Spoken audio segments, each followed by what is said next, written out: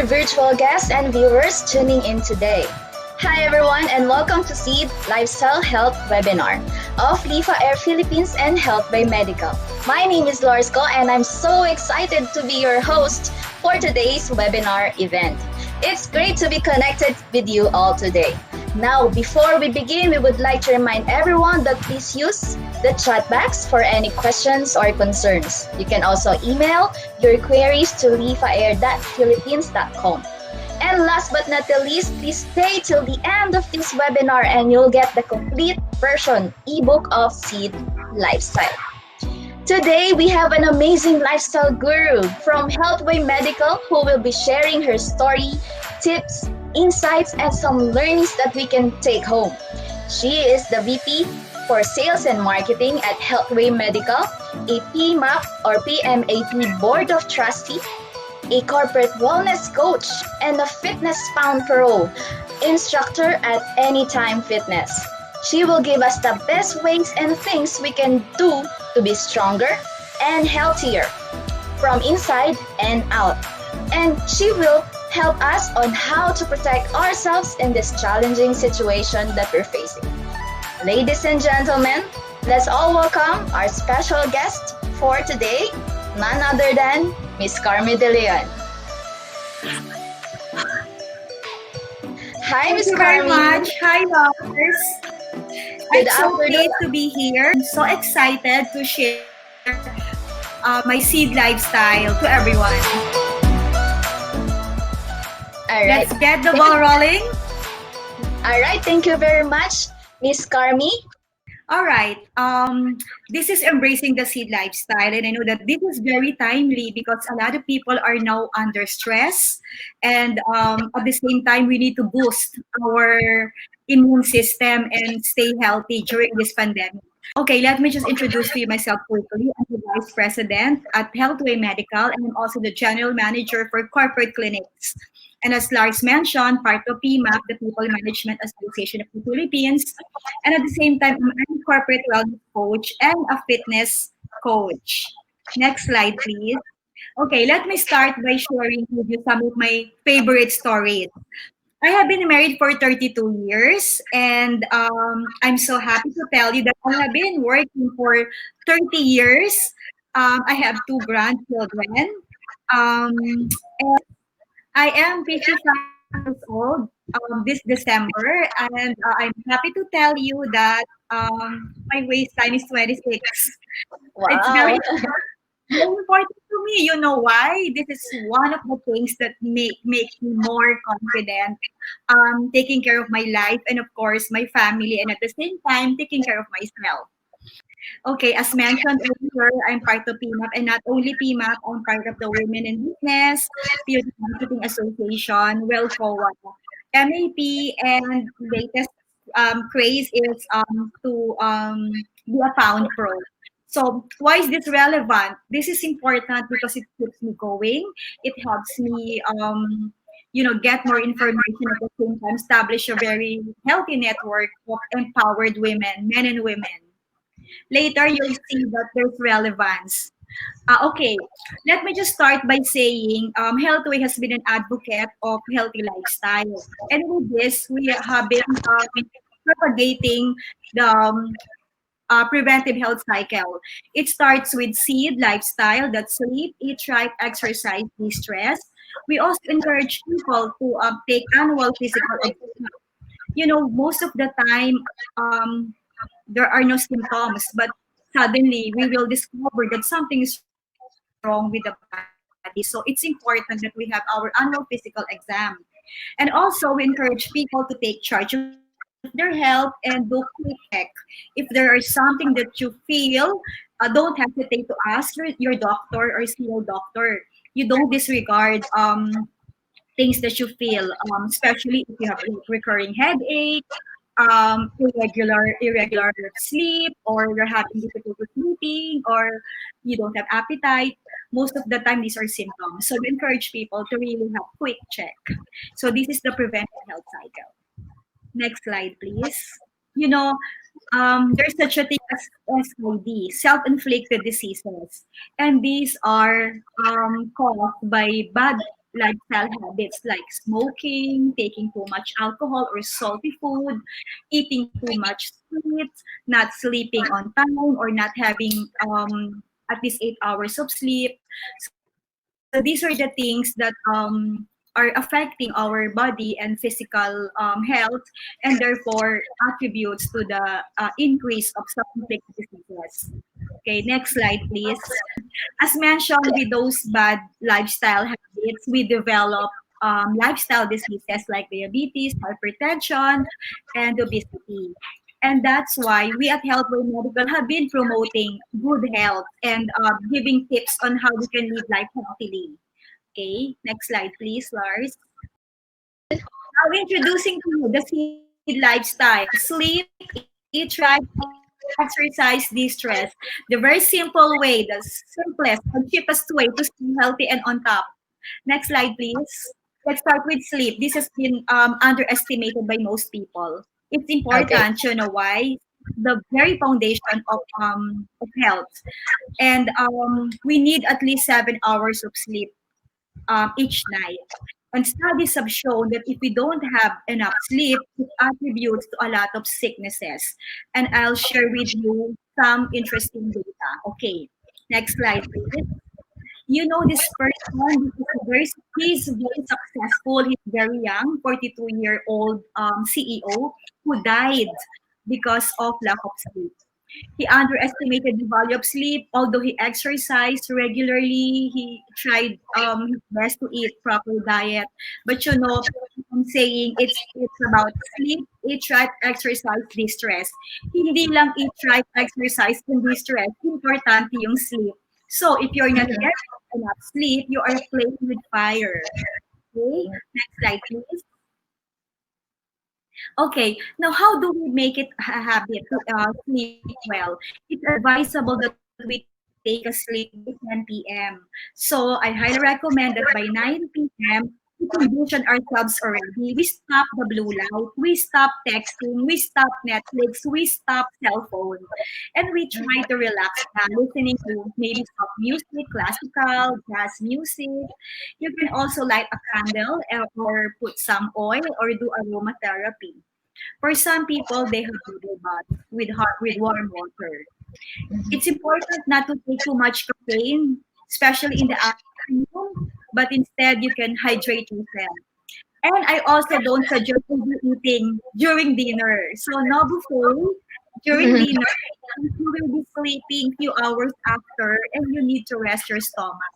It will not work 100% when you're sleeping. So take light dinner. And of course, before you close your eyes and go to sleep, reflect on all the blessings and say thank you to God for all His grace, so that you'll have a good night's sleep. Okay, let's go now to eating right. Okay, it's important to eat right. You know, let your food be your medicine and your medicine be your food. So remember, of whatever you eat, whatever you put in your body, it will be your future. Okay, next slide, please. We have to learn to say no. Learn to say no to saturated fat. Learn to say no to too much sweet and salty food. Okay, next slide. Click it, please, Lawrence. Okay, these are also yummy, right? But we need to learn Yes. to. I'm not saying that you don't eat this food. From time to time, I also eat chicken joy and French fries, but let's not make it a habit. Hindi naman every day. When it's about mindfulness, you know, being healthy is about choosing the right food. It's about having the healthier options. Now, kung nag-chicken joy ka na, siguro naman yung dinner mo, light na lang na may fruits and vegetables naman. And siguro kung magsasamgyup ka, damihan mo yung lettuce, damihan mo yung garlic rather than the meat. And you have to make sure that you are always eating balanced diet. So, mas madami, mas colorful daw better, and then mas madami yung fruits and vegetables because these are fibrous food that will help you digest and improve your system. Okay? So, I'm not saying don't enjoy life. I'm just saying be mindful of what you eat. Okay. Kung kaya ng Thank one cup of rice, one cup na lang, di ba? Okay. you. Thank you, Miss Carmen. Next slide. Okay. As much as possible, avoid those in cans. because those are processed food. Has it contains sodium and artificial flavor that is not good for the body.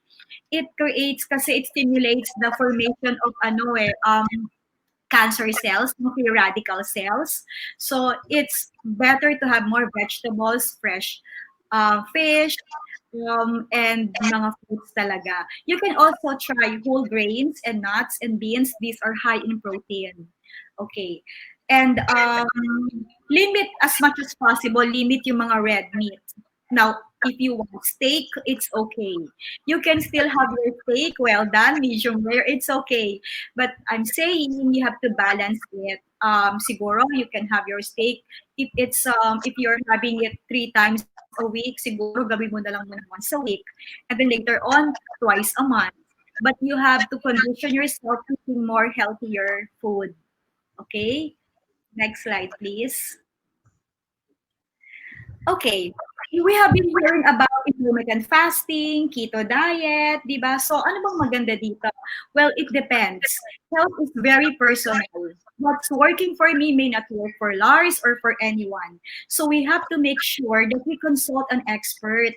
If you want to go Southwich diet or intermittent fasting, your doctor has to hear your physical condition.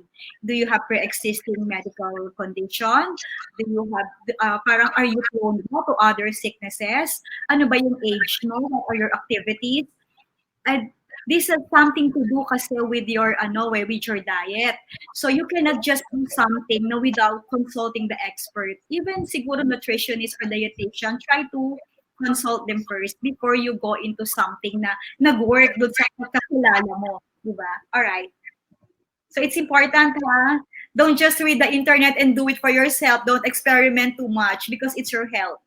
Okay, next slide, please.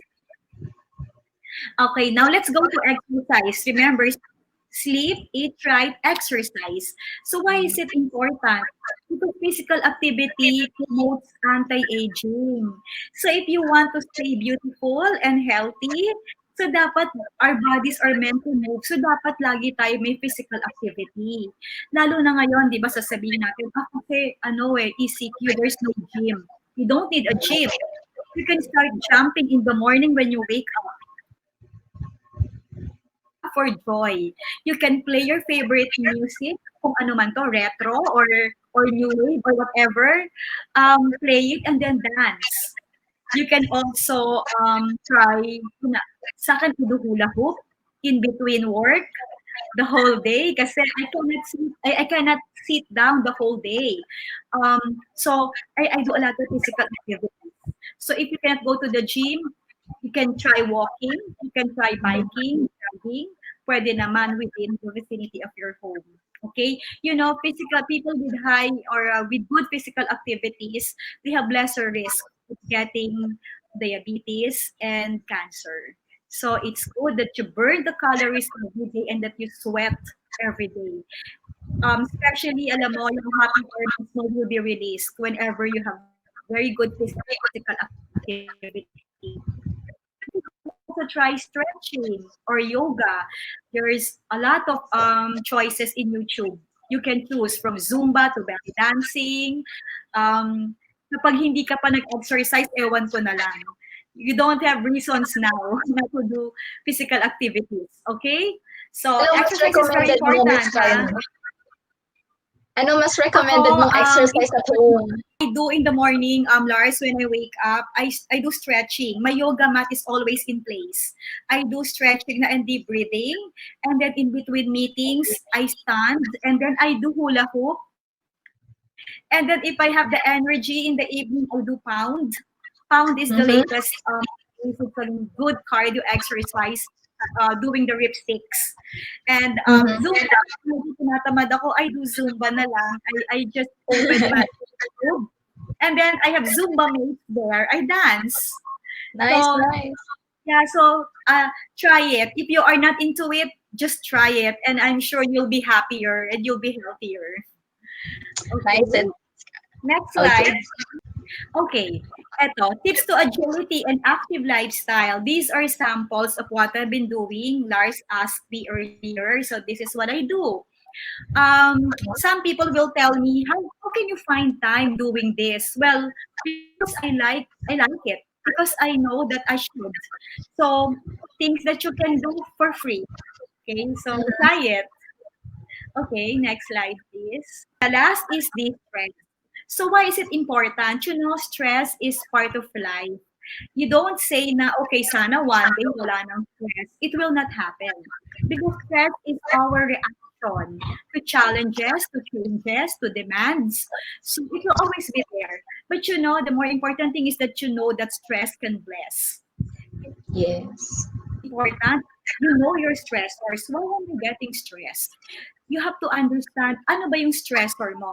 Is it the deadline? Then maybe you can adjust. You can do something. Is it the report? Is it your family? Baka you need to have a very good communication with them. Diba? So, sa akin, stress will always be there. It's important that you take it positively and then use it to your advantage. Sometimes stress can also help us to be more creative. Stress can also help us to be more humble. And stress can make us to be more empathic.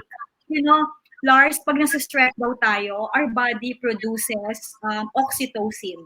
Oxytocin is something that's very important to be able to connect to other people. Oxytocin is something that pushes us to be more empathic and sensitive to others. So, aside from being more creative, kasi nasa stress na ako, kailangan pakita ko tong galing ko, it's important also that we become more empathic and we are more sensitive. So, yung stress na yan, it can bless us. Kailangan lang we need to manage how we handle our emotions and how we face stressful situations. Ang tip Mhm. number one ko dito, you have to break the routine para hindi ka ma-stress. If the stress is about to kick in, what I do, and I'll tell this later, more of this later. Deep breathing. Deep breathing is very important. When you inhale, I am beautiful. And then when you Wow. exhale, okay. Everything is okay. Nice. You need to Everything do is self-talk. Yeah. You need to always convince positive. yourself. Yeah, think positive because your thoughts will become your words will become your actions, and your actions will be your destiny. So Yeah. if it's a stressful situation, you say, I'm not stressed, I'm blessed, I'm challenged, and I'm going to be better than yesterday. That's what I always say. I tell myself, or sometimes pag nasa-stress ako, magpe-painting na ako. Habang nagmi-meeting, Wow. okay, nagdi-deep breathing ako, I'll paint. Sometimes naman, I'll get some fresh tarragon, I'll make a tea. You have to break the routine and condition yourself. Keep in mind that you are worthy and you can handle stress. It's just stress. You can handle it. These are just challenges. It's for you to take advantage and be a better person. Okay. So stress is there, but you can handle it. Okay, next slide, please. Okay, before that, well, I was mentioning earlier that if you don't handle it very well, stress will affect our body, like frequent headache, depression, insomnia. Well, you cannot sleep anymore. It will weaken your immune system. You'll have high blood sugar, high blood pressure, and of course, risk of heart attack, cancer, and some digestive problem. So it's important that we stay cool. Stress will be there. We handle it very well, and we stay healthy and happy. Okay, next slide, please. Wow. So, eto yung mga samples. This is what I do. I cook, I walk, I dress up and paint my face and do some painting as well. Mhm. Do whatever will make you excited. Do whatever will make you happy. And you have to break the routine. Before, pinakamagandang distress activity would be shopping. But now, you can go shopping pa din, online na lang. But, and you can also do some, well, before I also used to have weekly massage, acupuncture then. So those are de-stressors. But lately what I found out, you can just listen to podcasts, you can listen to praise music. It's also distressing. So Mm-hmm. things that you can do and try. Okay, next slide, please.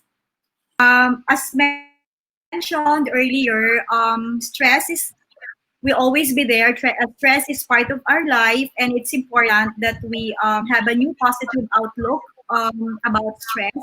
Stress can bless.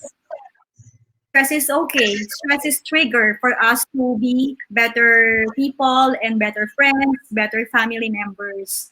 So use this to your advantage and try to adjust and try to adapt so that you don't get too much stress all the time. Okay, I will now give you some tips on how to de-stress. More tips. Next slide, please.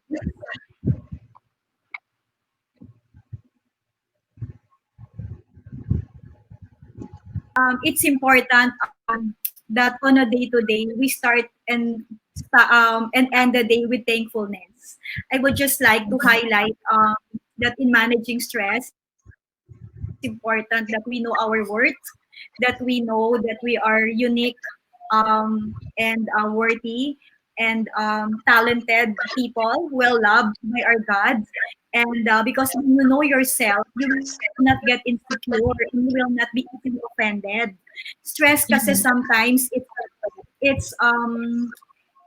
we feel threatened na baka hindi natin makuha yung expectation ng ibang tao. But if we know ourselves very well, then we can manage it better. It's also important that we are thankful for every day. Every morning when you wake up, start it with saying thanks, start it with gratitude.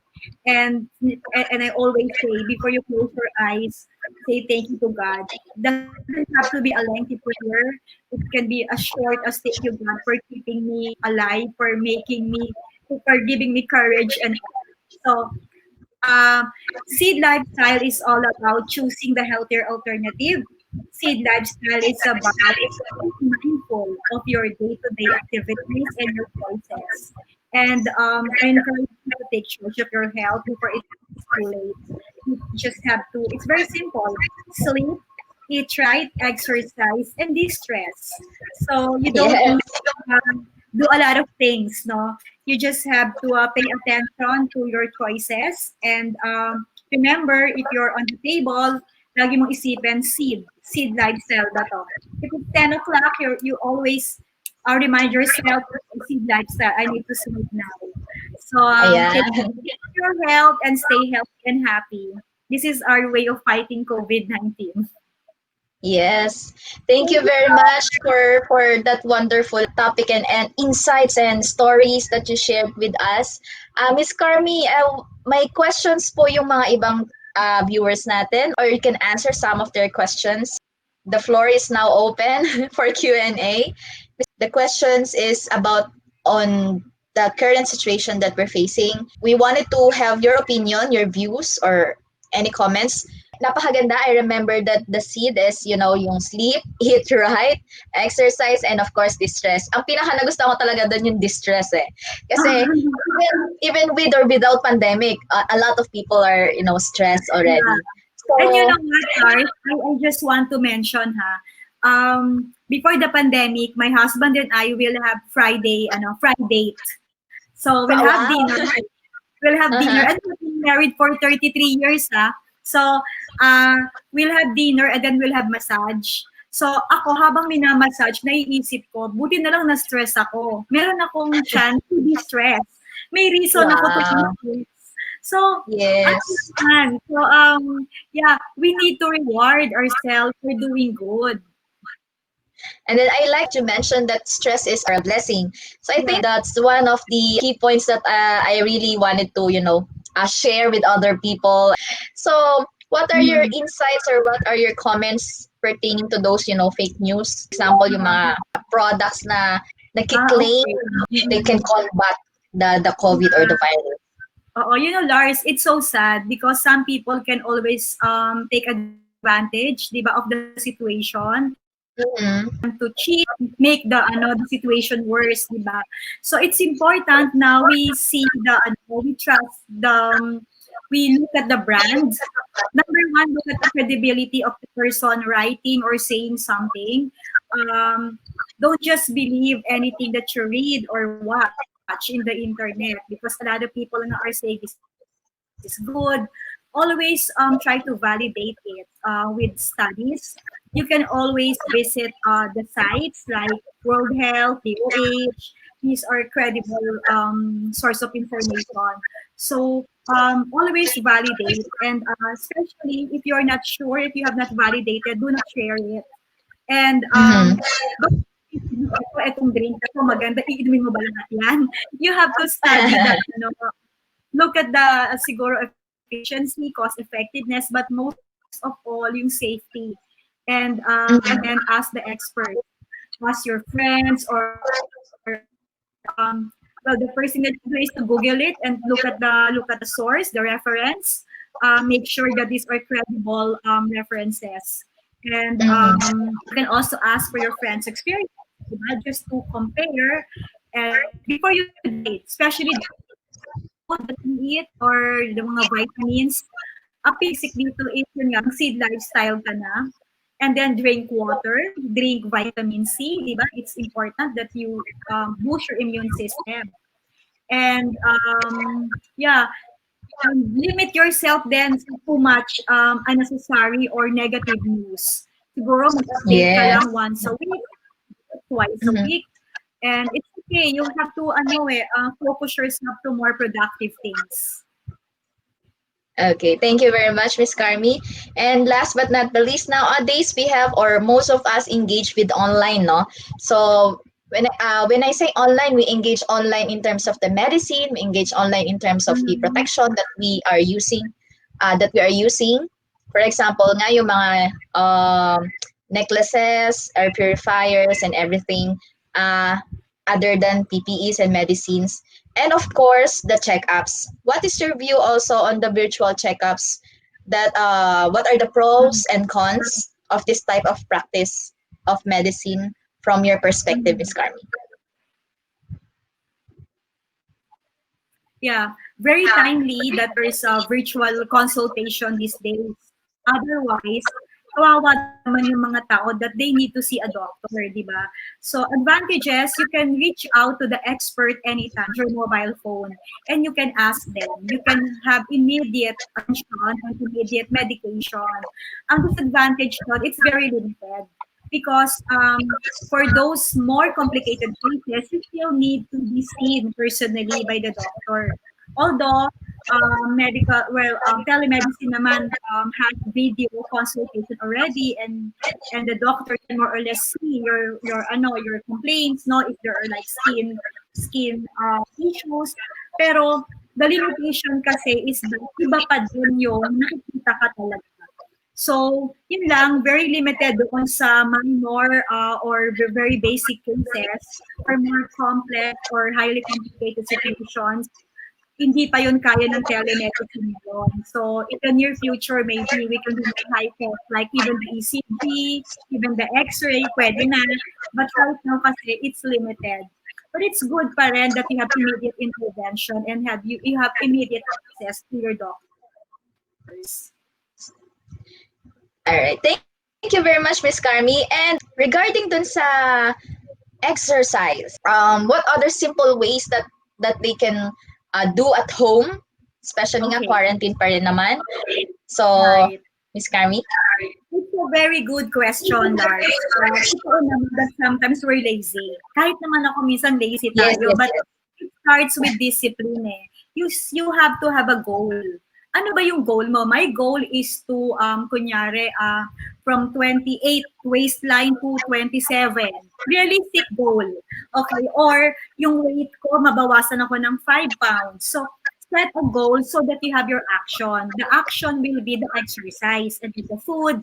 So, start with minor success, little success. When you wake up in the morning, I don't expect you to do 1,000 sit-ups and all. So, maybe start with jumping.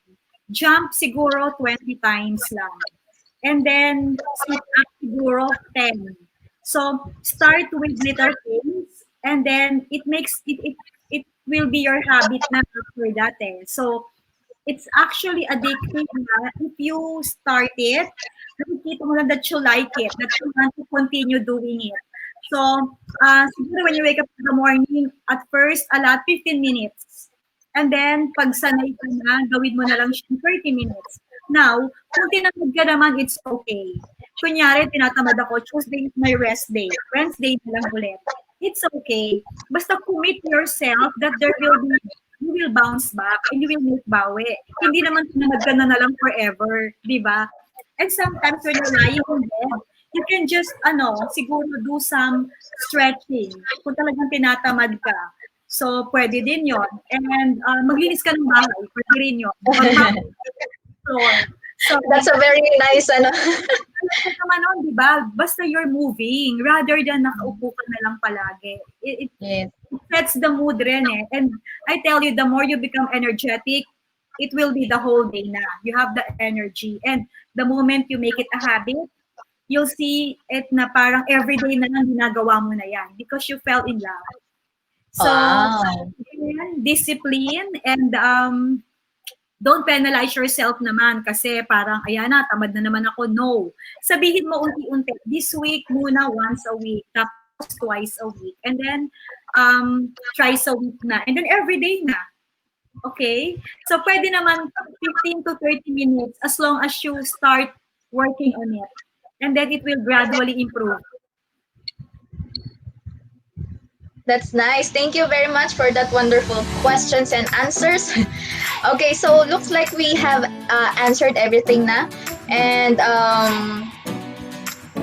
okay, so now we are in the end of our webinar. All right, Miss Carmi, super great to be with you today. So thank you very, very much. Again, I'd like to say the four from the seed lifestyle na na-mention ni Miss Carmi. It's first, ulitin lang natin, sleep. Okay? And then the second one is eat right or eat proper, exercise. Nako. And distress. Ayan. Simple. Yes, very simple from Miss Carmi, yet very profound and compound yung mga shares niya sa atin. And very relatable. Okay? So, thank you very much, Miss Carmi, for those stories and for this one. And thank you for all the participants and the viewers and the guests that we have here in our webinar today. And don't forget to email us if you have any questions, concerns, or clarifications that you wanted to ask Miss Carmi or on our side. And we will be giving you the complete version of the ebook of Seed Lifestyle by Miss Carmi De Leon. Thank you again for participating in today's LIFAair and Healthway presents Seed Lifestyle Health webinar. Okay. Ayan, thank you again, Miss Carmi, embracing the Seed Lifestyle. And thank you, guys. Thank you, everyone. Great. This is to conclude our Seed Lifestyle Health webinar. Again, thank you very much, Ms. Carmi, for today and for our virtual guests and viewers. Thanks for joining us. It was a pleasure being with you all today. But before we say goodbye, I would like to remind everyone that no matter how challenging things may get, just keep positive in life, and by using seed that we learned today, we will definitely bounce back together. That's all, and once again, this is Lars Ko. Have a good day, goodbye, and God bless. Bye! Thank you!